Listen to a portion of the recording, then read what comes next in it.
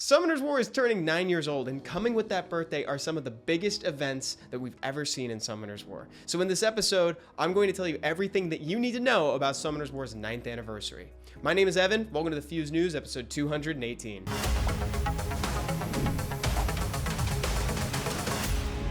First of all, before we get too deep into anything, new on the channel as of last weekend, it's the Archangel skins that we've never seen. This is the follow-up episode to the first entry of the series on the Ifrit skins we never got.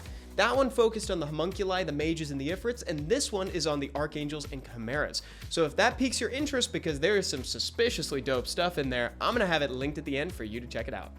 Now let's talk about the update that brought the 9th anniversary with it. 7.2.4 is the new version number for Summoner's War, and this one really tickles my biscuits. I meant to say tickles my fancy. That is... This is an idea that I'm sure many of us have had over the course of our Summoner's War, specifically RTA career. The support monster function has been introduced into the game. Now every season there's going to be a rotating list of 12 monsters that you can choose to take with you into an RTA match. So for instance, this season I'm going to be choosing Shizuka, Juno, and Jogun to bring with me into games. I could have chosen more, but I already have the others. These units come fully skilled up and completely equipped with runes and artifacts. Now, one thing to be wary of is that those runes and artifacts may not be up to the quality that you could put on them yourself, assuming that you're above the C1, C2 level in RTA. But that just means that you have more reason to pursue the monsters still, and there's a great opportunity to maybe get one if you fall in love with it, considering that there's a Choose a Nat 5 event going on right now in the background. I think this is a super stellar addition to the game, especially for new players, or for folks like me who don't have a Juno, but see many an opportunity where they could benefit from picking a Juno. If you want to read the full update notes, they're in the game under the Notice tab within the Events menu. Okay, so there's a lot of stuff going on for the 9th anniversary, and before we get into the actual events that you're going to be participating in, I want to get the items out of the way. So let's talk about the new items that are coming to the game for the 9th anniversary.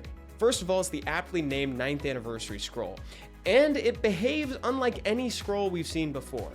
It summons 3 to 5 star monsters, which sounds familiar, but when you summon a Nat 4 or Nat 5, you'll be presented with 3 choices. One monster from each element that shares a star value. So essentially you'll have 3 Nat 5s to choose from, or 3 Nat 4s. Now the 9th year legendary scroll is essentially the same thing, but it only summons 4 and 5 star monsters.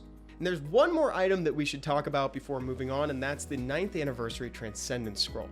Now this one operates like a Transcendence Scroll in the way that it summons Nat 5 monsters only, but when doing so, you'll be presented with 9 choices for a monster to take home with you. Now that's 350% better, at least in terms of choices, than your average Splendid Blessing. So there you go.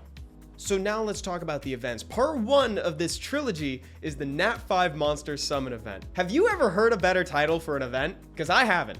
To participate, you'll play the game to collect 9-year coins. That means you'll log in, play guild content, arena, and world arena, and you'll collect and use crystals.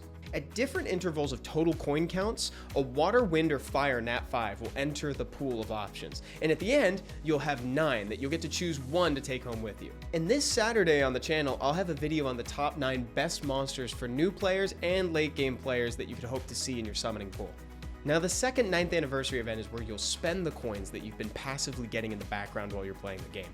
And the coin shop event has some straight up bonkers stuff in it. We'll see the return of stuff like the item that lets you choose what rune set drops when you're farming dungeons, Forbidden Evolution Scrolls, Awakening Forces, and Immemorial Grinds and Gems, just to name a few. Plus, there are more rewards for total coins collected like Devilmon and an LD scroll.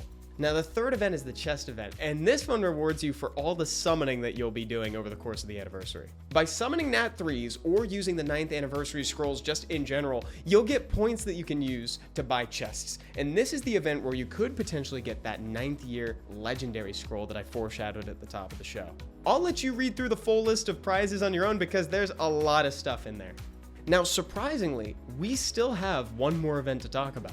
This one adds even more incentive to finish the Summoner's Way quest line. And don't worry, if you've already cleared it, you'll get all the points for your progress made before this event started. For completing quests within the Summoner's Way quest line, you'll get points, and you can exchange those points for a variety of useful stuff. The standouts to me are the essences, the runes, and the artifacts. And if you need more help clearing the Summoner's Way questline, we actually have a video on the channel about it as well, and I'll be sure to put that at the end too. On April 22nd, we're going to be doing the LA meetup for Summoners War. This is the next stop in the 2023 Tour of Americas. Now, if you think you can make it, then I highly recommend you check out the bit.ly link that's down in the description down below because we just refilled more tickets, so there's still some space if you want to attend. That's going to be at Tom's Watch Bar in Los Angeles, as is tradition.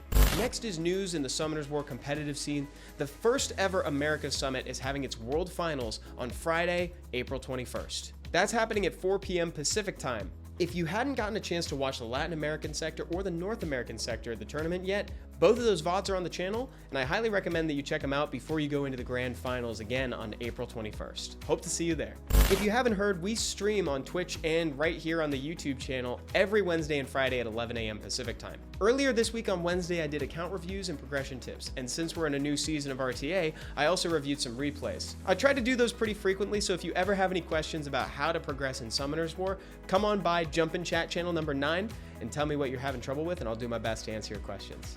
And this Friday, that's today if you're watching at the time of release, I'm the Juggernaut is going to be joining me and helping me do my placement battles live on stream. It's sure to be a blast, so again, come by on Twitch or YouTube at 11 a.m. Pacific time. There are those videos that I talked about during the episode, and it's Friday, my dudes, so make sure to pick up your 5-star Raymomon and your Devilmon from their respective shops if you haven't done so already. Keep on farming, and I'll see you right back here next time for episode 219. Bye, everybody, and enjoy the 9th anniversary.